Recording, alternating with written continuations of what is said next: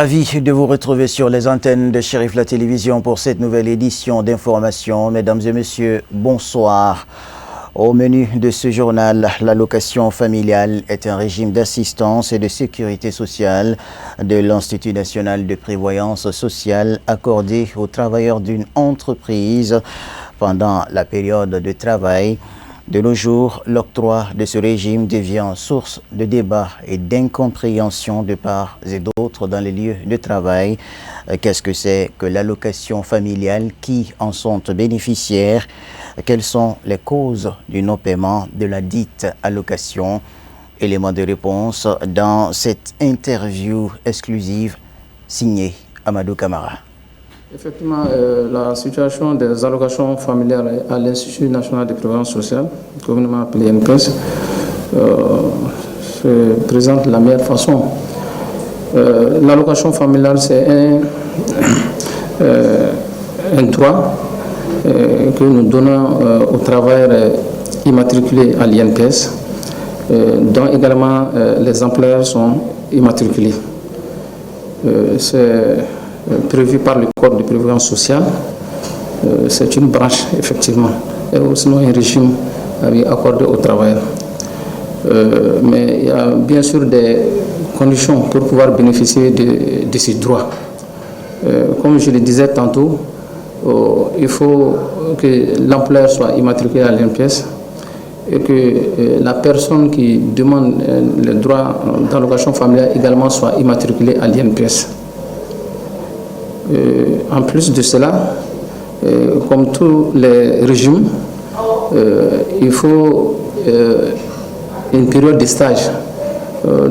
En ce qui concerne l'allocation familiale, les travailleurs doivent faire 9 mois de présence continue au sein de l'entreprise pour pouvoir bénéficier de l'allocation familiale. Ensuite, il faut avoir au moins un enfant. Il faut avoir au moins un enfant, ça c'est la condition, parce que le droit à l'allocation familiale est lié, c'est à cause de l'enfant que ce droit est attribué à un travailleur. C'est comme le législateur l'a prévu, une aide de l'INPES à l'endroit d'un travailleur afin de prendre un peu certaines charges de la famille, notamment l'aspect éducation. Ce montant fait 3 500 francs CFA par mois et par enfant. Mais ce droit est payé trimestriellement. Ça veut dire que nous payons tous les 3 mois le droit, soit un montant de 10 500 par enfant.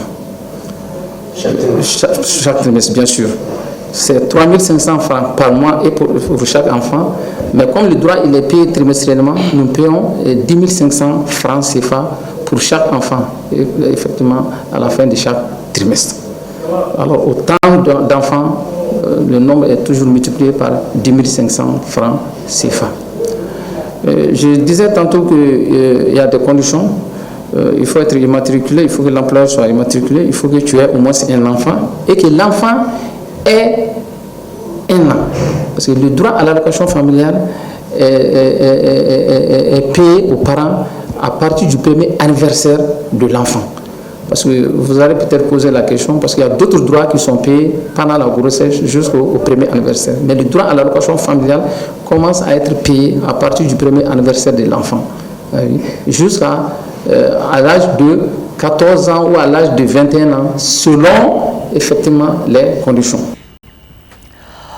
Autre sujet de l'actualité, le patrimoine culturel est un bien commun et forme l'identité d'un pays. Sa protection incombe à chaque citoyen. D'autres en ont fait leur vie. C'est le cas de Lassana Cissé, ancien directeur national du patrimoine. Monsieur Cissé a passé 18 ans à Badiangara, au pays d'Ogon, comme gestionnaire de site où il s'est battu pour la préservation des lieux. Lassana Cissé et le patrimoine, c'est une histoire de vie que je vous propose de suivre dans ce commentaire signé Khadija Traoré.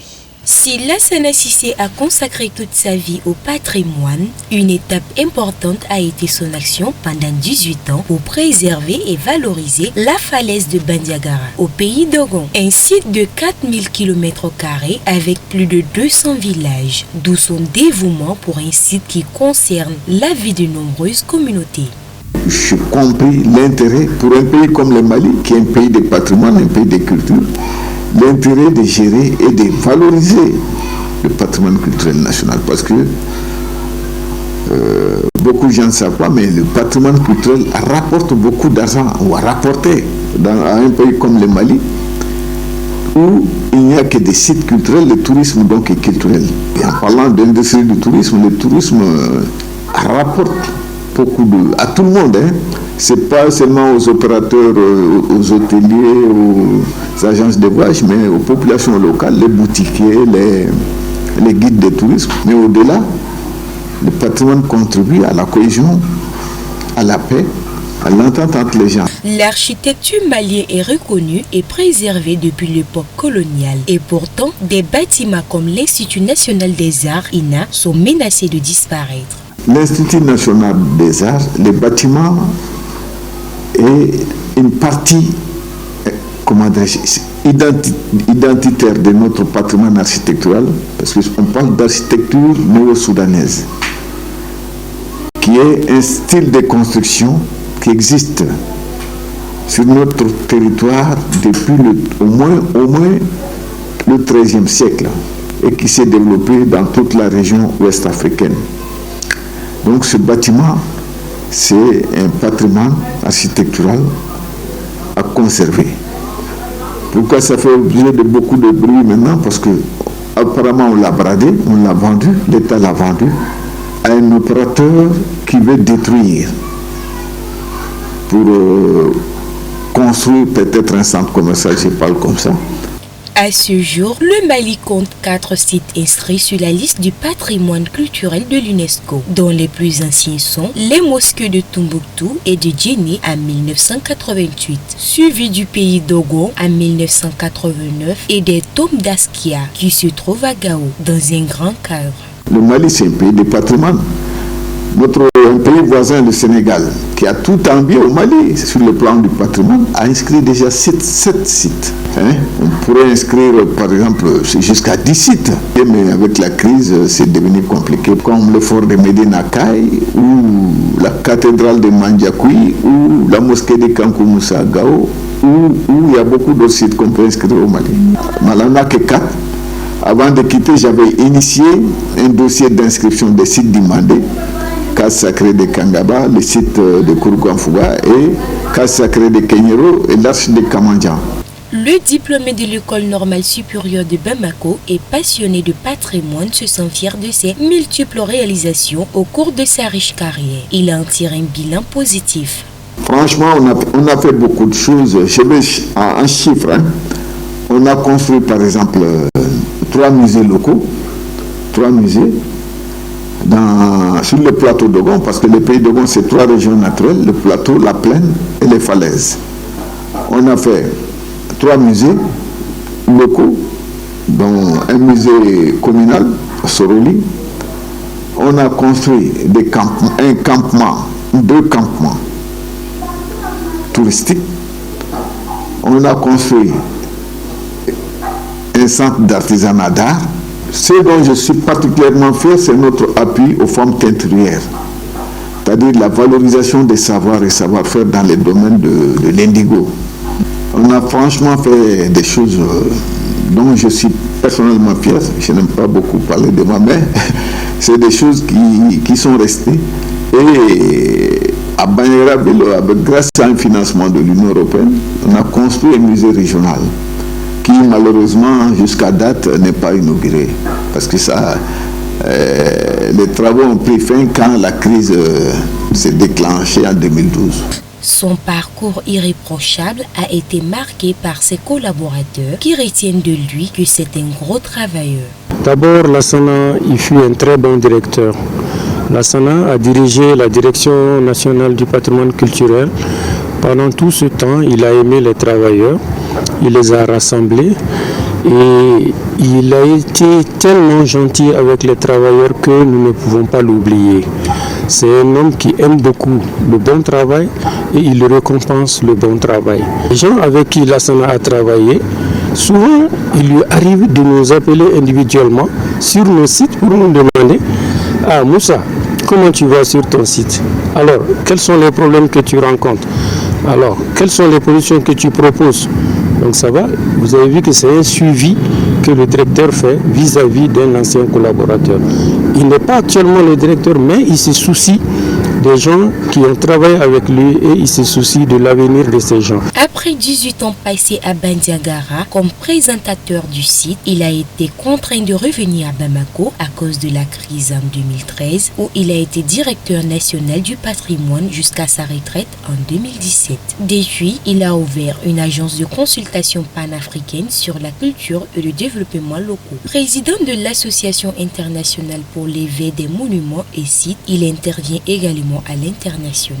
Lassana Sissi reste un homme du patrimoine toujours actif et passionné. L'actualité nationale sur un autre volet dans ce 18h en direct sur nos antennes. Le Mali a décidé d'appliquer le principe de réciprocité face aux restrictions de visa imposées par les États-Unis à ses ressortissants.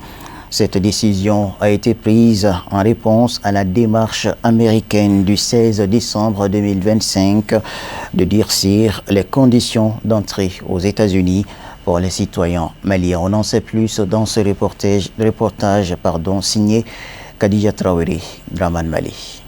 La population malienne est partagée sur cette question. Certains Maliens estiment que le gouvernement malien a pris une décision courageuse pour défendre la souveraineté et les intérêts du pays. Le Mali a des industries de terres rares, des industries d'exploitation de terres rares. Donc tout cela combiné fait qu'aujourd'hui, nos trois pays sont des puissances en miniature qui menacent fortement les intérêts américains et les intérêts occidentaux en général. Donc c'est pour cette raison que déjà, le président Trump qui avait enlevé le nom du Mali, du Niger, du Burkina sur la liste noire, a remis encore ces trois pays sur la même liste. Et du coup, la diplomatie étant ce qu'elle est, on ne peut que appliquer la réciprocité. Parce que si on ne te respecte pas, il faut que tu te respectes toi-même et tu te fais respecter. Et je pense que les trois pays de l'AES sont dans cette dynamique. C'est pour cette raison qu'on va un peu remonter un peu d'adrénaline entre les deux les partenaires. Mais j'espère que ça ne va pas aller loin. Parce que nos intérêts sont ensemble. Les Américains vont revenir à des meilleurs sentiments.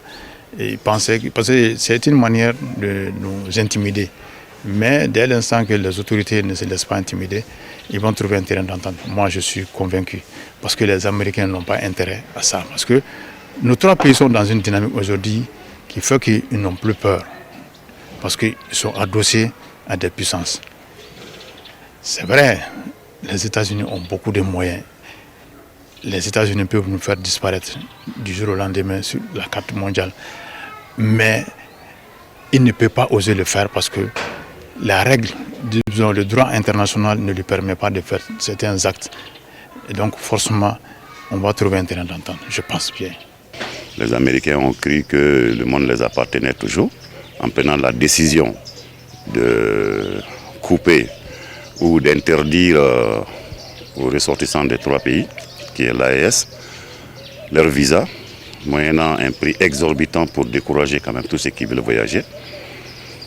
Étant donné que nous avons adopté la réciprocité, le Mali n'étant plus le Mali de la colonisation, comme le Niger, comme le Burkina, donc nous avons appliqué la réciprocité. C'est quelque chose que j'apprécie beaucoup, que je défends corps et âme.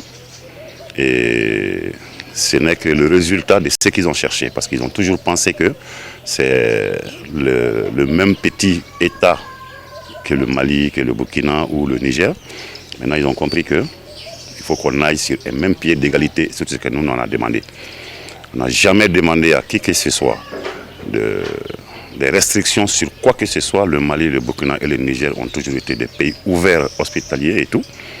Mais si le monde entier veut nous prendre comme si notre hospitalité, notre gentillesse était de la faiblesse. Dieu a fait que, avec la venue de ces 3 présidents, que Dieu même nous a envoyés, parce que moi je dirais que ces 3 personnes et ces équipes sont des envoyés de Dieu. La décision du Mali d'appliquer le principe de réciprocité signifie que les citoyens américains devront désormais obtenir un visa pour entrer au Mali, et ce, dans les mêmes conditions que celles imposées aux Maliens pour entrer aux États-Unis. Cette mesure pourrait avoir des conséquences sur les échanges commerciaux et les relations diplomatiques entre les 2 pays. Sans transition, voyons ce qui fait l'essentiel de l'actualité par-delà nos frontières, en bref et en images. De hauts gradés de l'armée de la RDC mis en prison, la justice militaire congolaise accélère le traitement d'un dossier sensible. Plusieurs officiers supérieurs arrêtés depuis plusieurs mois ont été officiellement mis en accusation et transférés à la prison militaire de Ndolo à Kinshasa, relate la presse. Les charges retenues incluent association de malfaiteurs, complot contre le chef de l'État, tentative d'assassinat, trahison avec des contacts présumés avec une puissance étrangère. Parmi les principaux mis en cause, le général Frank Ntumba, ancien chef de la maison militaire de la présidence, un poste clé directement rattaché au président Félix Tshisekedi, le général Christian Chiwewe, ancien chef d'état-major général des armées de la République démocratique du Congo et conseiller militaire du président au moment de son arrestation, le général Christian Ndaiwel Okura, ex-patron des renseignements militaires, récemment nommé chef d'état-major de la force terrestre. Au total, 11 officiers généraux et 14 officiers supérieurs sont concernés par cette vague d'arrestations sur fond de tensions accrues sécuritaires depuis des mois. La phase d'instruction préparatoire est terminée, de nombreux interrogatoires ont eu lieu et les premiers transferts en Ndolo datent d'il y a environ une semaine. Les officiers ont été placés sous mandat d'arrêt provisoire depuis mardi dernier. Certains vont bientôt comparaître devant la haute cour militaire selon une source judiciaire. Le président des États-Unis, Donald Trump, envisage plusieurs options pour lancer une nouvelle frappe contre l'Iran, rapporte le quotidien New York Times. Le président américain a été informé ces derniers jours de nouvelles options de frappe militaire en Iran, alors qu'il envisage de mettre en exécution sa menace d'attaquer le pays pour sa répression des manifestants, a rapporté le quotidien citant des sources. Trump n'a pas pris de décision définitive, mais les responsables ont déclaré qu'il envisageait sérieusement d'autoriser une frappe en réponse aux efforts du régime iranien pour réprimer les manifestations déclenchées par un mécontentement économique généralisé, selon le quotidien américain. Le président américain a annoncé plus tôt que son pays pourrait infliger une riposte ferme aux dirigeants de la République islamique si nécessaire. Il a fait cette déclaration en réponse à la question d'un journaliste qui lui demandait si les États-Unis étaient prêts à recourir à la force en cas de décès parmi les manifestants en Iran. Le 29 décembre, des commerçants ont commencé à manifester à Téhéran suite à la chute brutale du rial iranien. Le 30 décembre, des étudiants se sont joints au mouvement. Les émeutes se sont propagées à la plupart des grandes villes. Le 2 janvier, des groupes d'individus armés non identifiés sont apparus dans les rues et les affrontements armés entre émeutiers et forces de l'ordre se sont intensifiés. Selon les derniers rapports, le point culminant des troubles a été atteint le soir du 8 janvier, lorsqu'au moins 11 civils, dont un enfant, et plusieurs agents des forces de l'ordre, dont le procureur de la ville d'Esfarayan, ont été tués à la suite des actions des émeutiers. Le maire de Téhéran, Alireza Zakani, a rapporté que des émeutiers avaient incendié 25 mosquées dans la capitale, endommagé 26 banques, 3 centres médicaux, 10 bâtiments gouvernementaux, 48 camions de pompiers, 42 bus et ambulances et 24 appartements. Les autorités iraniennes ont qualifié les émeutiers de terroristes et ont accusé Israël et les États-Unis d'être à l'origine des troubles.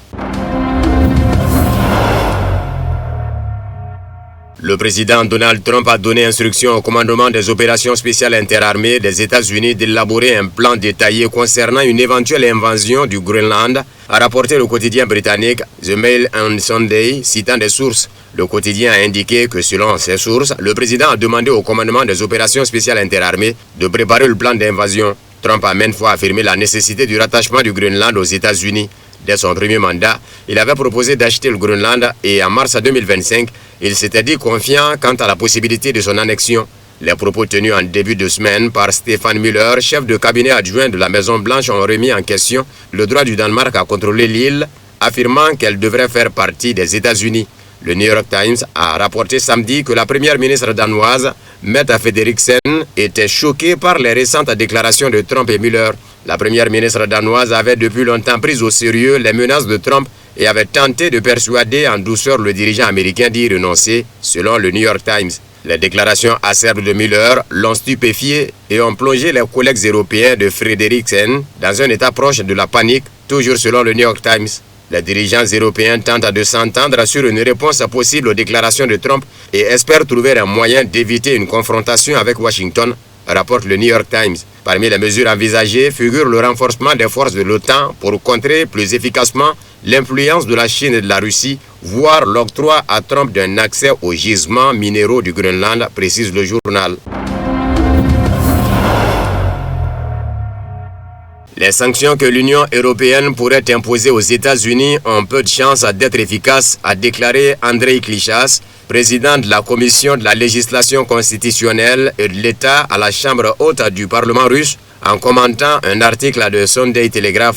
Nous attendons avec impatience le premier train de sanctions de l'Union européenne contre les États-Unis, qui sera aussi inefficace que les sanctions imposées sur la Russie, a-t-il écrit sur Telegram. Le Sunday Telegraph avait précédemment rapporté, citant des sources, que l'Union européenne travaillait sur des sanctions contre des entreprises américaines en raison des projets du président américain Donald Trump d'acquérir le Groenland. En mars 2025, Trump a déclaré que les États-Unis annexeraient le Groenland, territoire autonome du Danemark. Le dirigeant américain a répété à maintes reprises que le Groenland devait devenir une partie des États-Unis. Il a menacé d'imposer des droits de douane élevés au Danemark si ce dernier ne cédait pas l'île. Dès son premier mandat, Trump avait proposé d'acheter le Groenland. La première ministre danoise, Mette Frederiksen, a rejeté ses ambitions, insistant sur le fait que le Groenland fait partie intégrante du Danemark. En 1951, Washington et Copenhague, outre leur engagement d'alliés au sein de l'OTAN, signèrent le traité de défense du Groenland. Au terme de ce traité, les États-Unis s'engageaient à défendre l'île contre toute agression.